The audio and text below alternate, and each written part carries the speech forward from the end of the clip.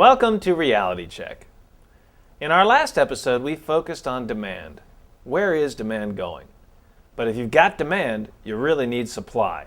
And there's some very interesting things happening with the supply of energy in the United States. I'm Richard Loomis, CEO of World Energy.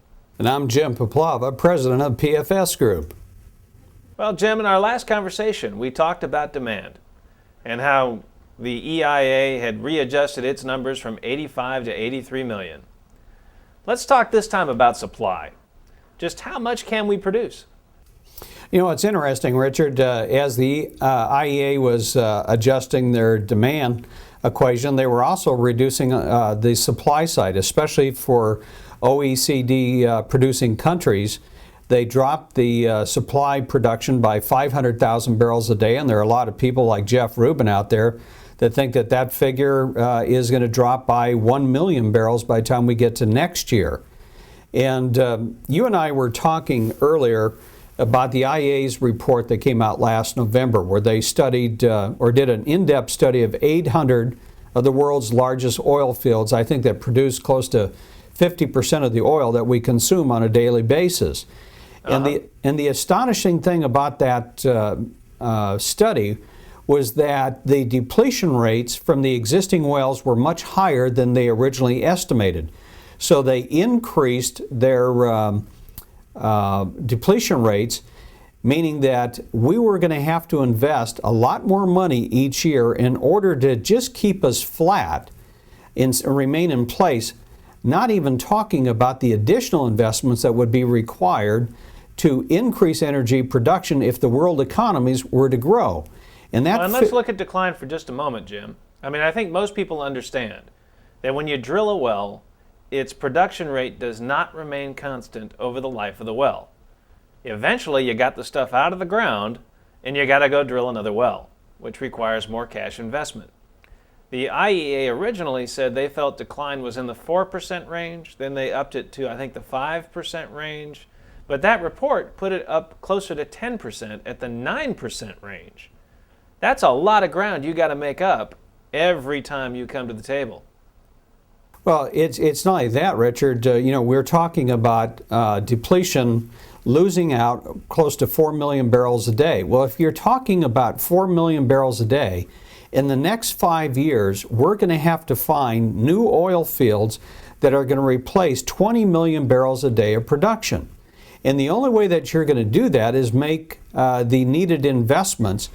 And unlike, let's say, decades past where, the price of finding oil was much cheaper, take a look at where we're getting oil today. We're getting oil deep offshore, which is very expensive to find, very expensive to produce, and also depletes at a much faster rate. We're going into the Arctic, we're going into, the unknown to find this additional oil, and that's going to take much needed investment. And Richard, I wonder if we can put up the summary table. The IEA just produced a report. We are heading for a little train wreck here in the next 2 or 3 years. So I wonder if we could put up that table and just show what is happening in the Western world. Well, I think it's really interesting when you look at this chart, that the total of the top 25 oil companies in the Western world, I mean, their investment is off by 13.5%. But then the next 25, it's off by 21.1%. And if you look at the total of the top 50 companies, you're talking 15.4%. So you've got a significant reduction in capital expenditures by these companies at the same time that the IEA and the EIA would suggest that we are going to need more oil.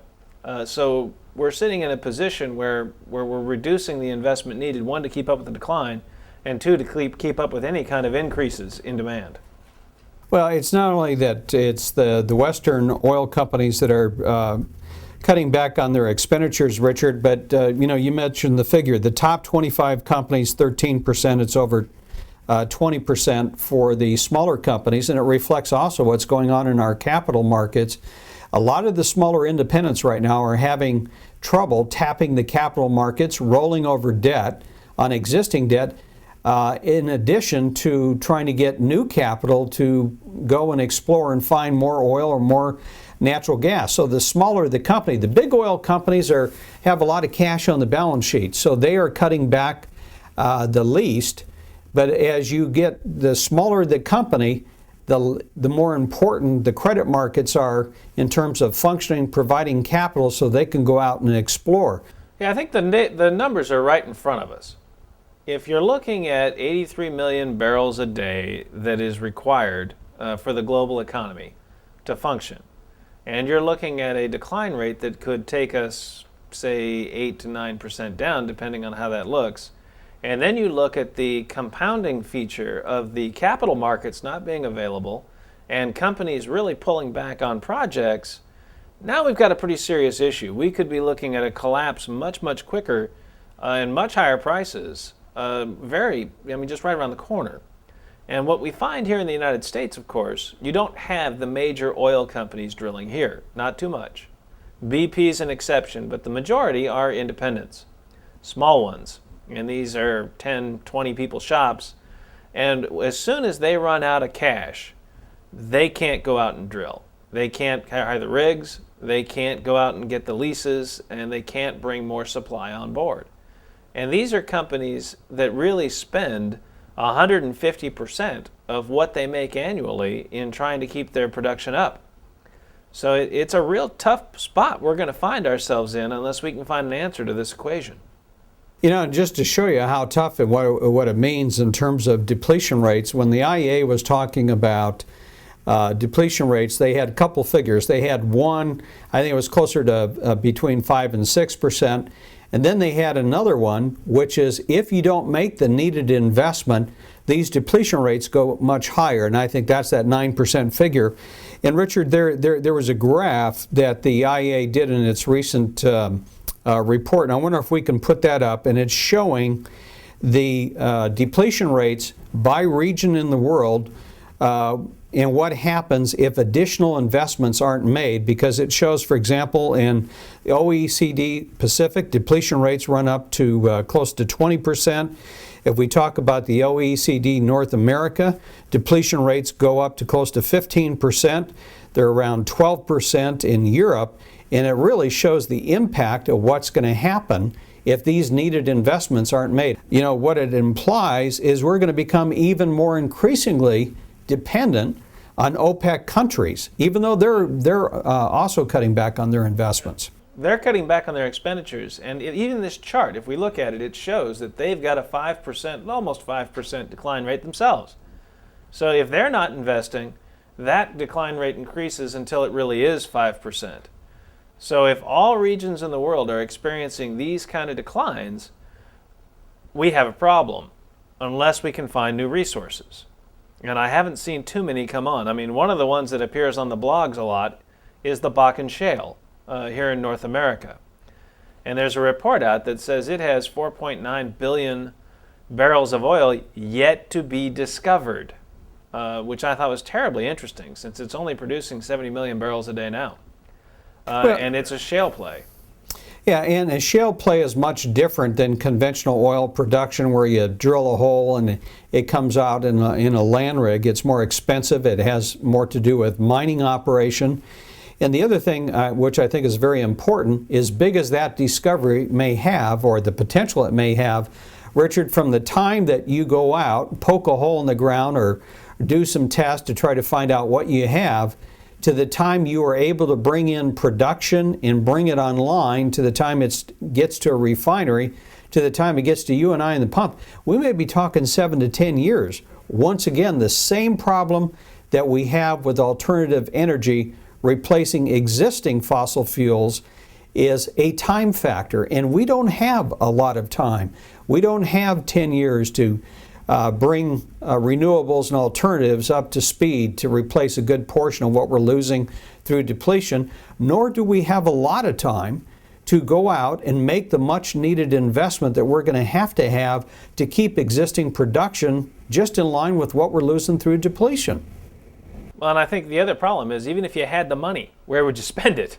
So you got these kind of issues facing us.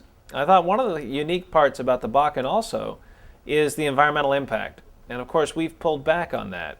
And there are comments out that even if you got all the oil out of there, that you're still only talking about 6 to 8 months of supply for the United States. And that recovery rate is a 1 to 2% recoverable rate out of that play. So it's a very tough play to have. And even though it's here, it'll be very difficult to develop it. Well, there's some broader implications for the United States in terms of energy security here, because if you take a look at the IEA report and take a look at, for example, Western oil companies, the projects that are being canceled, a good majority of them are in the Canadian oil sands, where you can't realistically produce oil for a profit for until you get up to prices of $85, $90 a barrel. Now, what makes that rather interesting, Richard, is if you take a look at the top 4 countries that the U.S. imports its oil, right at the top is Canada.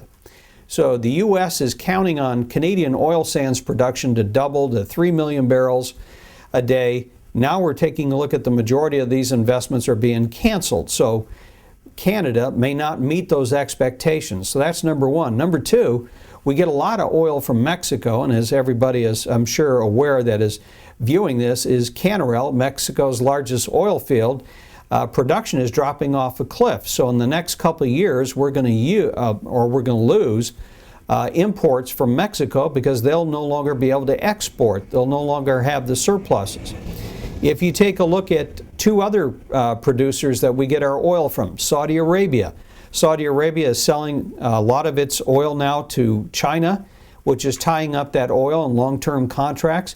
In addition, Saudi Arabia is developing petrochemical complexes where they're going to be using more of their own oil. And even on capital expenditures, it's the Safaniya oil field, I believe, which was supposed to come online producing an additional 900,000 barrels. That has now been pushed back 2 years.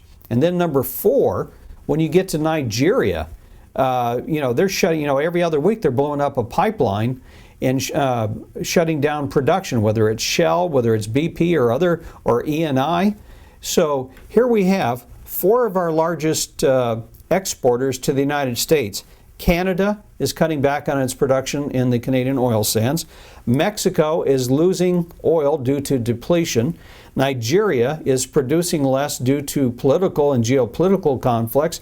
And Saudi Arabia is selling and consuming more of what it produces. So well, let me one up you one there. We also have problems with Venezuela. And Venezuela is coming out and saying they're going to sell more of their oil to the Chinese.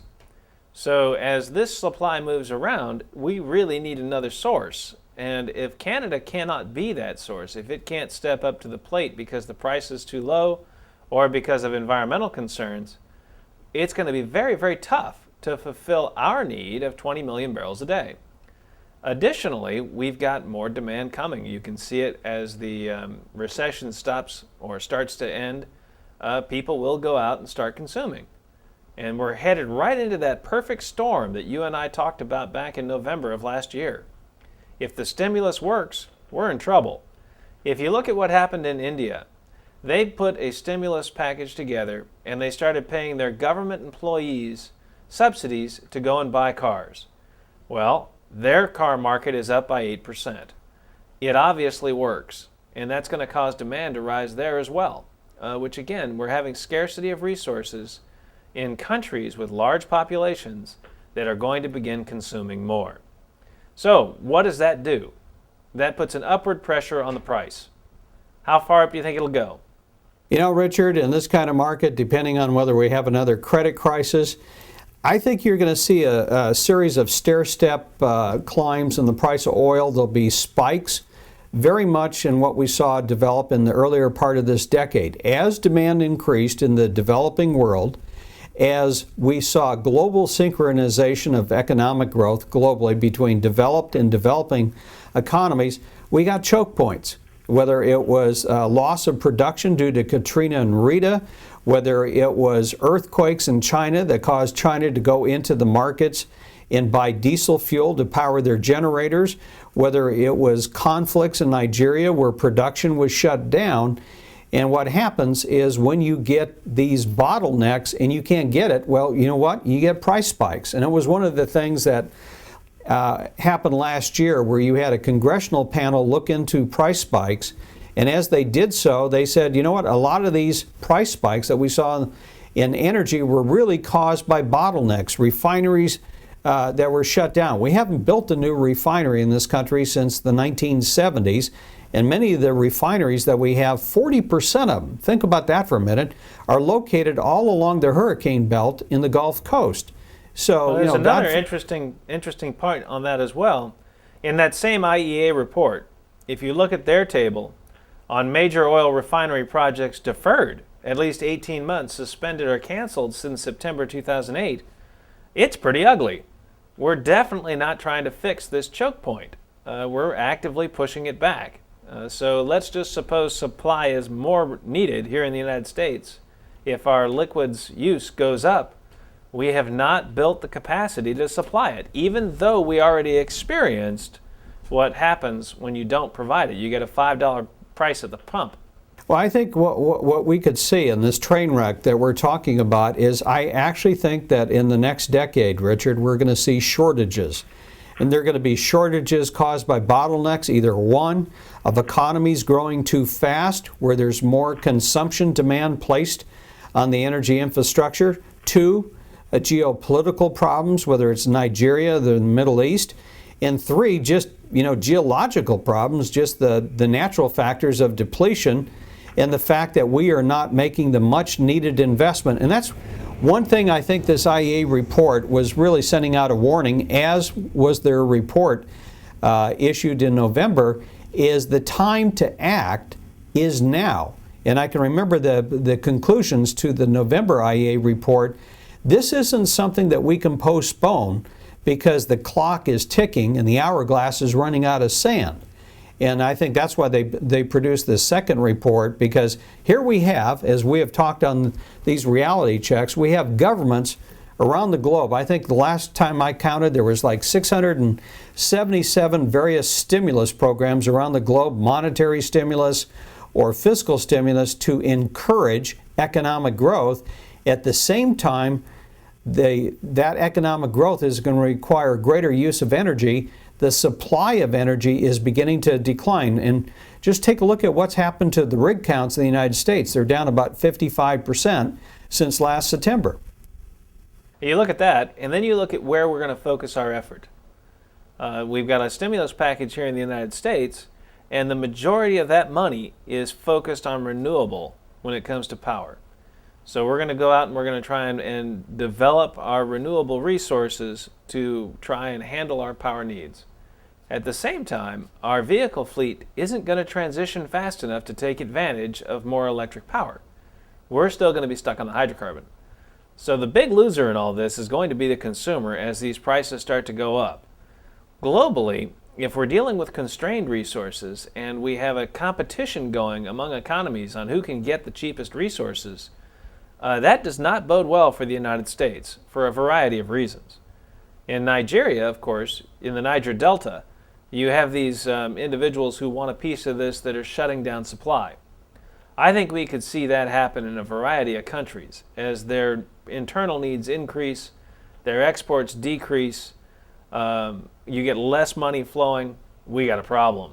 Well, not only we have a problem, but I think it's also, like we discussed in the last reality check, where in the Western countries, we're subject to market demands. Our government is not going to subsidize the price of oil. So as the price escalates, I think it's going to talk. I think, Richard, when we take a look at this economic crisis that began, one of the untold stories of this economic crisis, everybody's focused on the credit problem. But one of the things that was left out of the equation was the role that higher energy prices played in this economic crisis.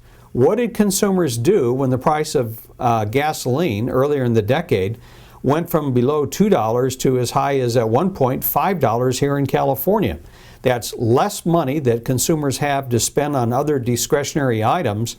And then also take a look what happened to food cost as we diverted nearly a third of our corn crop to the production of ethanol. It drove up beef prices, cattle prices, pork prices.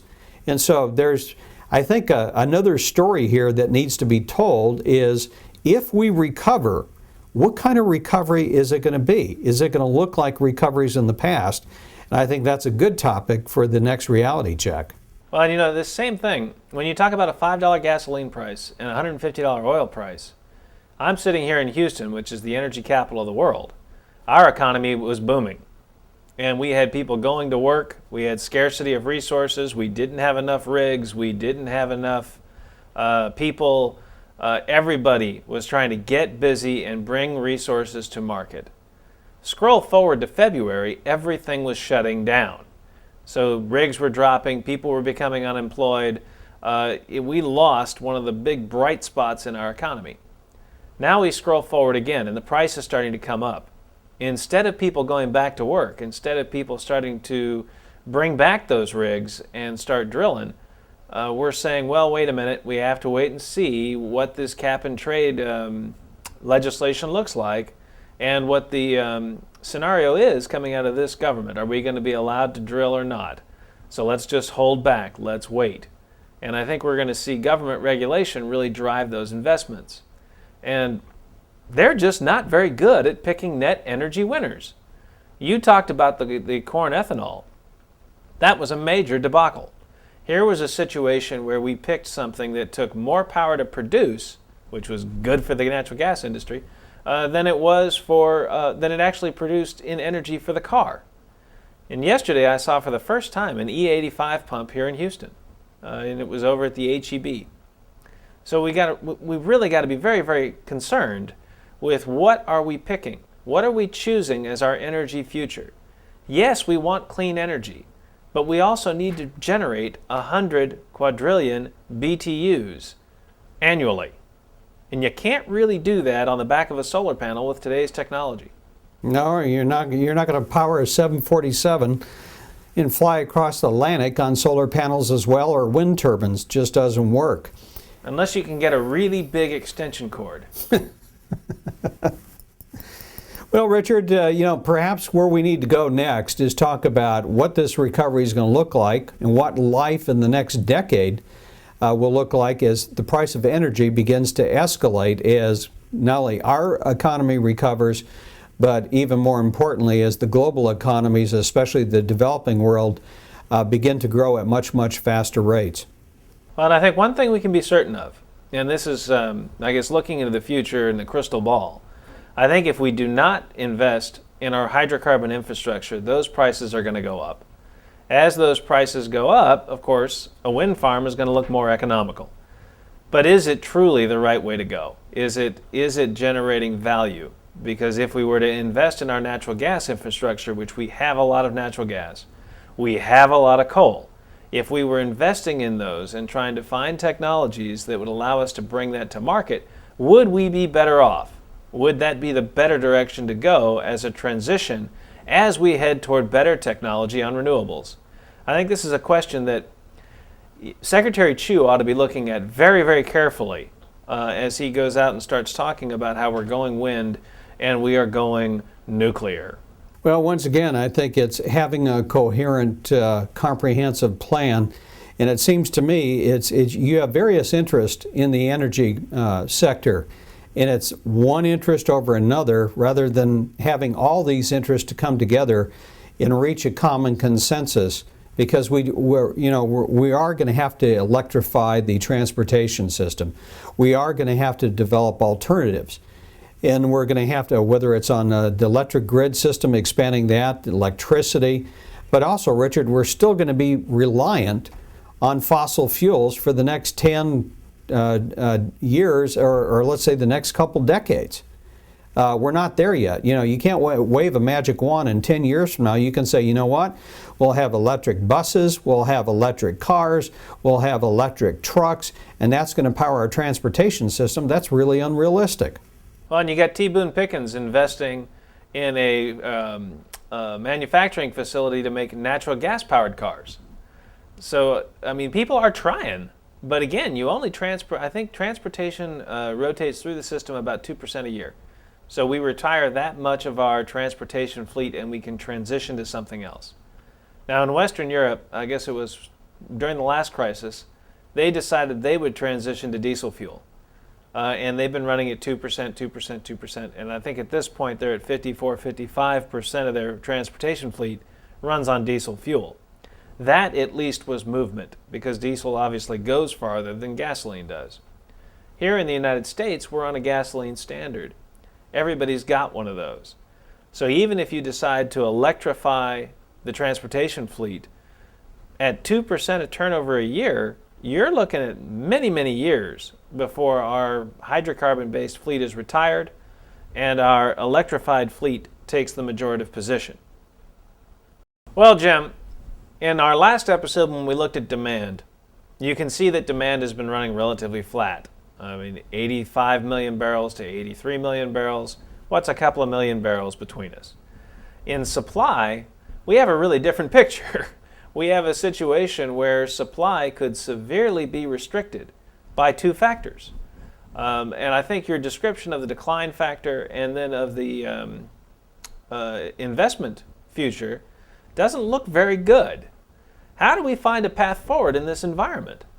I think when people have to stand in line or wait in line to get their gasoline tanks topped off, or the lights go off, as so often happens here in San Diego where we have power outages because of our electric grid system, I think that's what it's going to take before our politicians really get serious about an energy plan. Matt Simmons has always talked about it's going to take another crisis, and it seems like when we're in a crisis, all of a sudden that gets the voters' attention, and when the voters are focused on it, that gets the political attention. If a crisis is what it's going to take, at least we have Rahm Emanuel, who says never let a crisis go to waste. You can get things done during those crises. Let's hope they actually do. I'm Richard Loomis, CEO of World Energy. And I'm Jim Puplava for PFS Group in the Financial Sense News Hour. And thank you for watching World Energy Television.